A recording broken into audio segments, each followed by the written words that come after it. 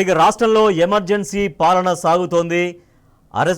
అడిగితే అరెస్టులు, ప్రశ్నిస్తే కేసులు. ఇదే విధంగా రాష్ట్ర ప్రభుత్వ పరిపాలన కొనసాగుతుంది తప్పించి ప్రజలకు ఏవైతే మాటలు ఇచ్చామో ఆ మాటలు నిలబెట్టుకుందాం, ఆ హామీలు ఫుల్ఫిల్ చేద్దామని లేదు. ప్రశ్నించే హక్కు ఇస్తామో తెలంగాణ రాష్ట్రంలో ఈసారి కాంగ్రెస్ పార్టీ అధికారంలోకి వస్తే అని అప్పుడు చెప్పారు. కానీ ఒక 7వ గ్యారంటీ కింద ఒక ప్రశ్నించే హక్కు ఉంటుంది, ప్రజాస్వామ్యం వర్ధిల్లుతుందని చెప్పారు.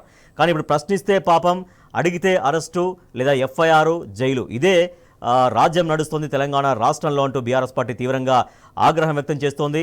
ఇవాళ అంబేద్కర్ వర్ధంతి రోజు కూడా అట్లీస్ట్ అంబేద్కర్ విగ్రహానికి నివాళులు అర్పించడం కోసం బయలుదేరినటువంటి బీఆర్ఎస్ నాయకులను ఎక్కడెక్కడ హౌస్ అరెస్టులు చేయడం, ఇట్లా హౌస్ అరెస్టులు, కేసులు, జైళ్ళు, పోలీస్ స్టేషన్లు, ఇదే రాజ్యం నడుస్తోంది అంటూ తెలంగాణ సమాజం కూడా దీనంతా పూర్తిగా గమనిస్తున్నట్టుగా బీఆర్ఎస్ పార్టీ కూడా చెప్తోంది. మా ప్రతినిధులు లిబిల్ రెడ్డి అండ్ ప్రదీప్ హైదరాబాద్ నుంచి, అలాగే కరీంనగర్ నుంచి వేణుగోపాలరావు మా ప్రతినిధులు లైవ్లో మనకు అందుబాటులో ఉన్నారు. ఎస్ లిబిల్, ఇవాళ రాష్ట్రంలో ఒక పోలీసు రాజ్యం నడుస్తోంది. ఇందిరమ్మ రాజ్యం తెస్తామన్నారు, ప్రజాపాలన తెస్తామన్నారు. ఎస్, ఇందిరమ్మ రాజ్యం అంటే ఇదే ఇందిరమ్మ రాజ్యం అనేది ఇవాళ తెలంగాణ ప్రజలు కంక్లూజన్కి వచ్చారు. ఒకనాడు ఎమర్జెన్సీ ఉండేది ఇందిరమ్మ రాజ్యం అంటే, అదే ఎమర్జెన్సీ ఇవాళ తెలంగాణ రాష్ట్రంలో అమలు అవుతున్నట్టుగా ప్రజలు కంక్లూజన్కు వచ్చినట్టుగానే కనిపిస్తోందా పరిస్థితి చూస్తుంటే? ఎగ్జాక్ట్లీ సంవత్సరం కింద ఇవాళ ఈ కాంగ్రెస్ ప్రభుత్వం అధికారం చేతబట్టింది. ఆనాడు 6 గ్యారంటీలు మేము ఇవాళ నుంచి 100 రోజుల్లో అమలు చేస్తామని చెప్పారు. 6 గ్యారంటీలతో పాటు 7వ గ్యారంటీ కూడా మేము అమలు చేస్తున్నాం. ఇవాళ నుంచి అది అమల్లోకి వస్తుంది. అది ప్రజాస్వామ్యం అని చెప్పేసి ఆనాడు ముఖ్యమంత్రిగా ప్రమాణం స్వీకారం చేసిన రేవంత్ రెడ్డి ఆ వేదిక పైనుంచే తిరోధకులు దిద్దారు. కానీ ఇవాళ ప్రజాస్వామ్యాన్ని అప్రజాస్వామ్యం చేసే విధంగా, ఒక పాశవికంగా చేసే విధంగా ఇవాళ రేవంత్ రెడ్డి కుట్రలు కనిపిస్తున్నాయి. ముఖ్యమంత్రి కాంగ్రెస్ ప్రభుత్వం తీరు కనిపిస్తుంది. ఏదైతే 7వ గ్యారంటీ ఉందో అది కూని అయ్యే విధంగా ఇవాళ ఆ ప్రభుత్వం చర్యలు మనకు స్పష్టంగా కనిపిస్తున్నాయి. ప్రశ్నించే గొంతుకలను అణిచివేసే కుట్రలు ఒక్కొక్కటిగా బయటపడుతున్నాయి. ఇవాళ సంవత్సర కాలంలో బీఆర్ఎస్ నాయకులపైన కావచ్చు, సోషల్ మీడియాలో ప్రభుత్వాన్ని ప్రశ్నించే వారి సాధారణ ప్రజలను కావచ్చు, ఇటు ప్రజా సంఘాలు ఎవరైతే ఉంటారో, ప్రజల గొంతుకై వారికి వాణిని వినిపించేవారు ఎవరైతే ఉంటారో వారిపైన కూడా వందల సంఖ్యలో కేసులు పెట్టిన తీరు వల్ల ఆ 7వ గ్యారంటీ పక్కాగా అమలు చేస్తుండు అనేది కూడా వల్ల మనకు స్పష్టంగా అర్థమవుతుంది. ఏదైతే ఈ కాంగ్రెస్ ప్రభుత్వం గత సంవత్సరం ఇదే రోజున కొలువుదీరిన నుంచి కూడా రోజు ఎవరైతే ప్రతిపక్షాలు కావచ్చు, ఇతర ఎవరైతే ప్రజా సంఘాలు కావచ్చు, ప్రజల పక్షాన పోరాటం చేస్తే వారిపైన కేసులు పెట్టడం, పోలీస్ స్టేషన్లో బంధించడం, జైల్లో తోలడం, ఇవి తప్ప ఇంకోటి లేదన్న చందంగా ఇవాళ కాంగ్రెస్ ప్రభుత్వం పాలన కొనసాగిస్తుంది. సంవత్సర కాలంలో ఏం చేసిందంటే వెనుకకు తిరిగి చూస్తే కేసులు, అక్రమ జైళ్లు తప్ప ఇంకోటి లేదన్న చందంగా కూడా ఈ కాంగ్రెస్ ప్రభుత్వం పాలన కొనసాగించింది. అనేక సందర్భాల్లో కూడా ఇటు హైదరాబాద్ బాధితులు కావచ్చు, మూసి బాధితులు కావచ్చు, అనేక మంది బాధితులకు ఇవాళ కేసుల పాలు చేసి పోలీస్ స్టేషన్ అంటే తెలియనోళ్ళను కూడా ఇవాళ జైలు పాలు చేసిన ఘనత ఈ కాంగ్రెస్ ప్రభుత్వానికి, రేవంత్ రెడ్డి సర్కార్కే దక్కుతుందని చెప్పేసి కూడా ఇప్పటికే ప్రజలంతా కూడా చెప్పుకుంటున్న పరిస్థితి కనిపిస్తుంది.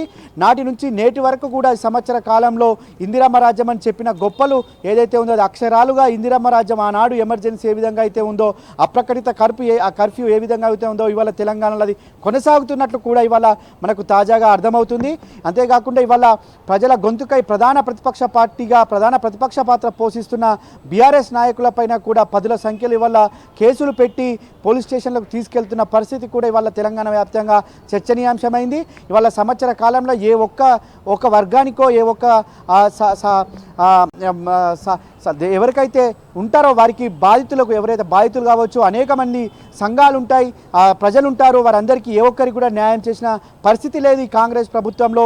వారికి అండగా ఉండేందుకు, వారికి ఆ వర్గాలకు మేలు చేసేందుకు, ఆ వర్గాలకు ఈ కాంగ్రెస్ ప్రభుత్వంపై ఒత్తిడి తెచ్చేందుకు బీఆర్ఎస్ పార్టీ పోరాటం చేస్తే ఇలా వాళ్ళపైన కేసులు పెట్టి అక్రమంగా జైల్లో వేసిన ఘటనలు కూడా ఇవాళ మనం చూడవచ్చు. ఏదైతే లగచర్లకు సంబంధించి అక్కడ ఏదైతే వారు భూసేకరణకు సంబంధించి, ప్రత్యేకంగా భూసేకరణకు సంబంధించి కొడంగల్ నియోజకవర్గంలో ఇవ్వము మేమని చెప్పేసి అక్కడ గిరిజనులంతా కూడా ధర్నాలు, నిరసనలు చేస్తుంటే వారికి మద్దతు తెలిపిన బీఆర్ఎస్ శ్రేణులపైన కూడా కేసులు పెట్టారు. ఏ మాత్రం సంబంధం లేని ఒక వ్యక్తిని మాజీ ఎమ్మెల్యే పట్నం నరేందర్ రెడ్డిని తీసుకుపోయి ఇవాళ అక్రమ కేసులు పెట్టి 25 రోజులుగా జైల్లో బంధించారు. అంతేకాకుండా గతంలో కూడా ఏదైతే ఉస్మానియా యూనివర్సిటీకి సంబంధించి ప్రశ్నించిన ఆనాడు క్రిషాంక్ పైన కూడా కేసులు పెట్టి జైల్లో వేశారు. ఈ విధంగా అనేక మంది పైన కూడా ఇలా కేసులు పెట్టి జైల్లో వేస్తున్న పరిస్థితి కనిపిస్తుంది. నిన్న ఏదైతే కౌశిక్ రెడ్డికి సంబంధించి నా ఫోన్ ట్యాప్ అవుతుంది, నా ఫోన్ ట్యాప్ పైన విచారణ చేయాలి, ఇది ముఖ్యమంత్రి కావచ్చు, ఇటు ఇంటెలిజెన్స్ సంబంధించిన ఉన్నతాధికారులు దీనిపైన విచారణ వీరిపైన ఫిర్యాదు చేస్తున్నాం, వారిని విచారించాలి అని చెప్పేసి బంజారాహిల్స్ పోలీస్ స్టేషన్కి వెళ్తే వారిపైన కూడి వాళ్ళ కేసు పెట్టి నిన్న జైలుకు పంపించే ప్రయత్నం చేశారు. కానీ అక్కడ న్యాయమే గెలిచింది, బీఆర్ఎస్ పోరాటమే గెలిచిందని మరొకసారి చెప్పుకోవచ్చు. అవన్నీ కూడా అక్రమ కేసులు, ఇవన్నీ కూడా చెల్లవనేది పటాపంచలు అయిపోయింది. దానికి నిరసనగా ఇవాళ బిఆర్ అంబేద్కర్ వర్ధంతి, ఒక మహనీయుని కొలుసుకుంటామని చెప్పేసి ఇవాళ బీఆర్ఎస్ పార్టీకి సంబంధించి ఆ అంబేద్కర్ 125 అడుగుల అంబేద్కర్ విగ్రహం దగ్గర పోతామంటే ఉదయం నుంచి కూడా ఆంక్షలు కొనసాగుతుంది. నిన్న ఉదయం నుంచి కూడా ఇవాళ దాదాపు 36 గంటలు కావాల్సి వస్తుంది. ఇంకా కూడా బీఆర్ఎస్ రాష్ట్ర నాయకులతో పాటు మండల స్థాయి నాయకులు, గ్రామ స్థాయి నాయకులను కూడా ఇవాళ పోలీస్ స్టేషన్లలో నిర్బంధించడం కావచ్చు, హౌస్ అరెస్ట్ చేయడం కావచ్చు, ఇవన్నీ కూడా కొనసాగుతున్న పరిస్థితి కనిపిస్తుంది. ఇవాళ పోలీసులు చట్టాన్ని ఉల్లంఘించి కాంగ్రెస్ మార్క్ రాజకీయానికి వారు చెప్తున్నదే చట్టంగా భావించి అలా ముందుకెళ్తున్న పరిస్థితి కనిపిస్తుంది. ఇవాళ ఎక్కడ చూసినా అరెస్టులు, నిర్బంధాలు, కుట్రలు, కుతంత్రాలతోనే ఇవాళ సంవత్సరం పాలన కూడా కొనసాగినట్లు కూడా మనకి ఇవాళ ప్రధానంగా అర్థమవుతుంది. ఇవాళ ఈ సంవత్సర కాలంలో ఏం చేసిరంటే 10 మంది పైన బీఆర్ఎస్ ముఖ్య నాయకులపైన కేసులు పెట్టామని చెప్పడం తప్ప అంతకు మించింది ఇంకొకటి లేదన్న చందంగా కూడా కాంగ్రెస్ ప్రజాపాలన. తెలంగాణ రాష్ట్రంలో కాంగ్రెస్ ప్రభుత్వం ఏర్పడి సంవత్సరం కంప్లీట్ అయింది. ఈ సంవత్సర కాలంలో ప్రజలకు ఇచ్చినటువంటి 6 గ్యారంటీల సంగతి అటుంచితే 7వ గ్యారంటీ అని చెప్పారు. ఆ 7వ గ్యారంటీ ఏంటంటే ప్రజాస్వామ్యం, ప్రశ్నించే హక్కు అన్నారు. కానీ ఆ 7వ గ్యారంటీని కూడా తుంగలో దొక్కింది కాంగ్రెస్ ప్రభుత్వం అంటూ సర్వత్రా విమర్శలు వ్యక్తమవుతున్నాయి. సో ప్రశ్నిస్తే కేసులు, అడిగితే అరెస్టులు అన్న చందంగా రాష్ట్రంలో ఒక ఎమర్జెన్సీ పాలన దిశగా ప్రభుత్వం సాగుతోంది తప్పించి ప్రజలకు ఏవైతే మాటలు ఇచ్చారో ప్రజా సంక్షేమాన్ని పూర్తిగా గాలి కుదిలేసి కేవలం ఒక పోలీసు రాజ్యం నడిపిస్తోంది, ఎమర్జెన్సీ పాలన నడిపిస్తోంది అన్న విమర్శ సర్వత్రా వ్యక్తమవుతోంది.